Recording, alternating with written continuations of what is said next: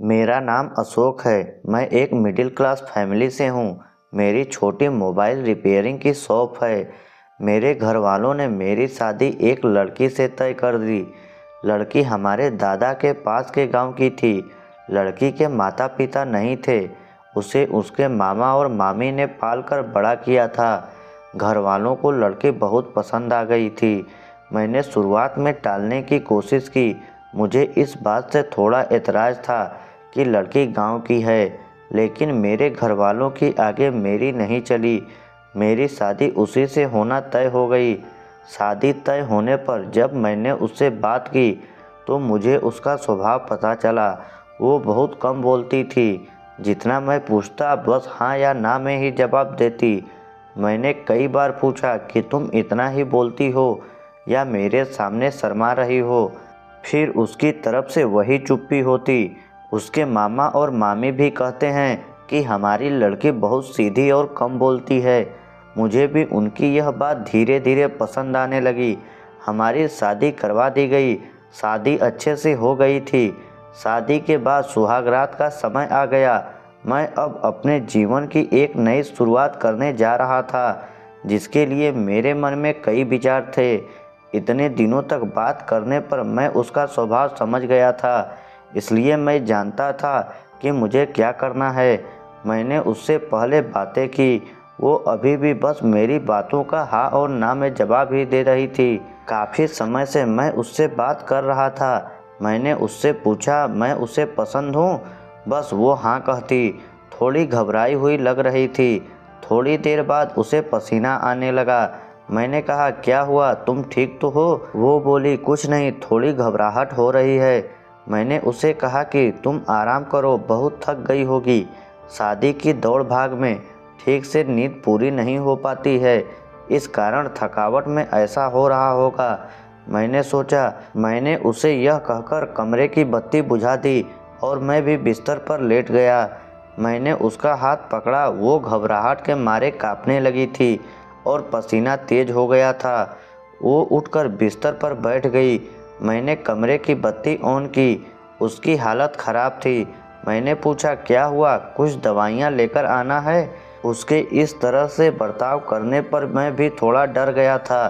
कमरे में एक खिड़की थी जिसको खोलने पर बाहर की रोड की लाइट हमारे कमरे में आती थी। वो खिड़की के पास हवा लेने को खड़ी हो गई। वो वहीं खड़ी रही। मुझे कहा कि आप सो जाओ, मैं ठीक हूँ। मैं थोड़ी देर बाद सो गया। सुबह जब मैं उठा तो वो कमरे में नहीं थी। वो घर का काम कर रही थी। उसकी तबीयत अब अच्छी ही लग रही थी, इसलिए मैंने फिर रात का जिक्र नहीं किया। अगली रात फिर मैं कमरे में गया तो उसने पहले ही खिड़की को खोल रखा था। मैंने उससे पूछा अब ठीक हो? उसने सिर्फ सर हिलाकर जवाब दिया। कमरे में आते ही उसका चेहरा बदलने लगता था।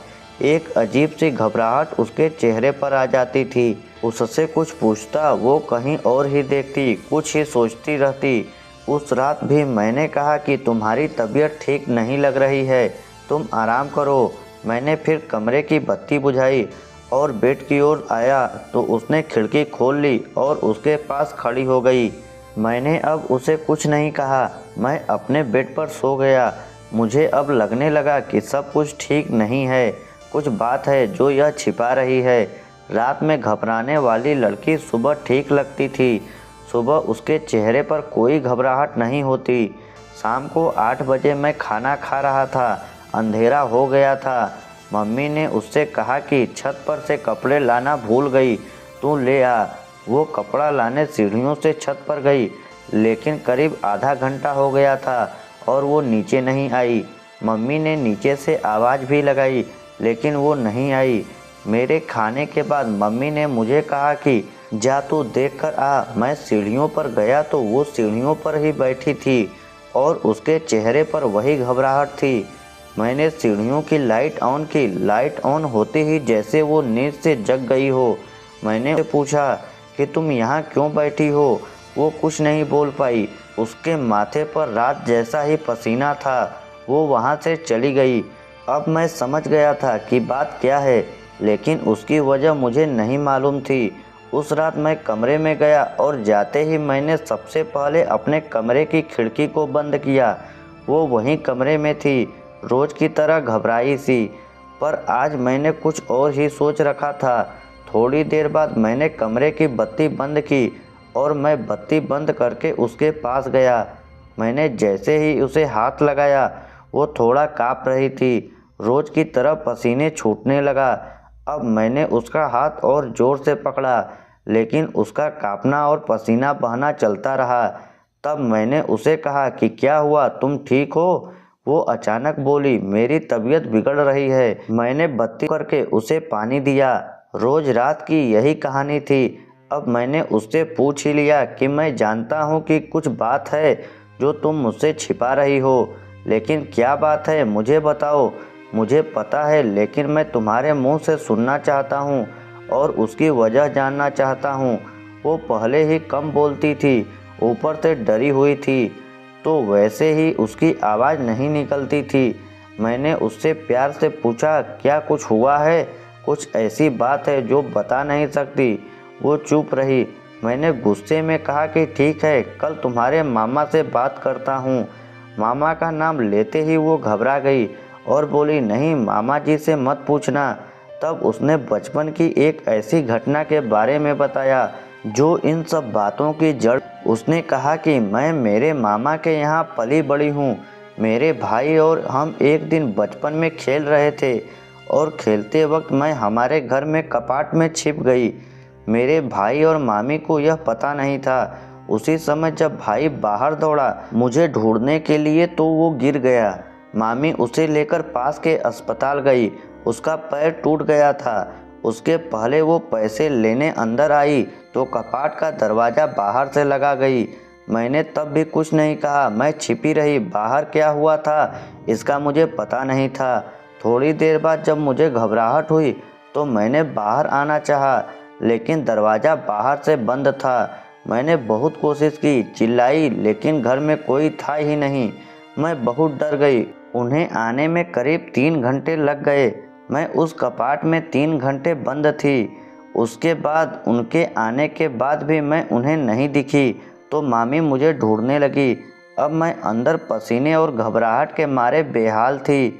मामी को आवाज़ पर मैं फिर ज़ोर से दरवाज़ा बजाने लगी तो मामी ने मुझे बाहर निकाला। मैं जब बाहर निकली तो काँप रही थी। मुझे लगने लगा था कि मैं उस कपाट से बाहर आऊँगी या नहीं। आज भी अंधेरा मुझे उस दिन की तरह डराता है।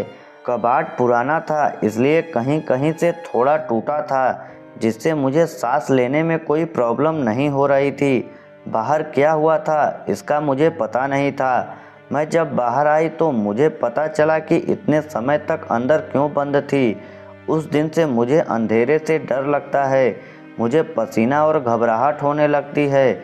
मामी ने यह बात मामा को नहीं बताई थी, नहीं तो वो मुझे और भाई दोनों को ही पीटते। मुझे नहीं पता कि अब यह कब तक मुझे परेशान करेगा, लेकिन मामी को यह पता है, इसलिए वो मेरा ध्यान रखती थी। यह सब सुनने के बाद मैंने कहा कि यह बात तुम पहले भी बता सकती थी। मेरी पत्नी बहुत ही सीधी थी और घटना के बाद शायद वो और भी डर गई थी। उसे लग रहा था कि उसकी यह परेशानी मैं समझूंगा या नहीं। कहीं मैं इस बात का मुद्दा ना बना लूं कि शादी के पहले हमें नहीं बताया गया, इसलिए वो छिपा रही थी। मैंने उसे फिर बड़े प्यार से समझाया, कहा कि उस समय जो हुआ उससे तुम्हें बाहर निकलना होगा। तुम्हारे अंदर के डर से हम दोनों मिलकर लड़ेंगे। मुझे पता है यह सब बोलना आसान है, करना मुश्किल, लेकिन मुझे पता है तुम कर सकती हो। अब इस कमरे की बत्ती तब तक बंद नहीं होगी जब तक तुम उसे बंद ना करो, चाहे इसके लिए पूरी उम्र ही क्यों ना लग जाए। मैंने पहली बार उसके चेहरे पर वो मुस्कान देखी थी। लग रहा था कि उसका कोई बोझ उतर गया। अंधेरा अब मेरे होते उसे डरा नहीं सकता। मैं उसका हाथ पकड़े रहता हूँ। धीरे धीरे मैं उसके इस डर को निकालने की कोशिश कर रहा हूँ और बहुत हद तक मैं सफल भी हो रहा हूँ। ऐसी कोई भी बात नहीं है जो हल नहीं हो सकती। व्यक्ति को सिर्फ प्यार और विश्वास चाहिए। बड़ी से बड़ी बात को सुलझाया जा सकता है। तो दोस्तों, यह कहानी आपको कैसी लगी कमेंट करके ज़रूर बताइएगा। ऐसे ही सस्पेंस भरी स्टोरी सुनने के लिए हमारे चैनल को सब्सक्राइब जरूर कीजिएगा।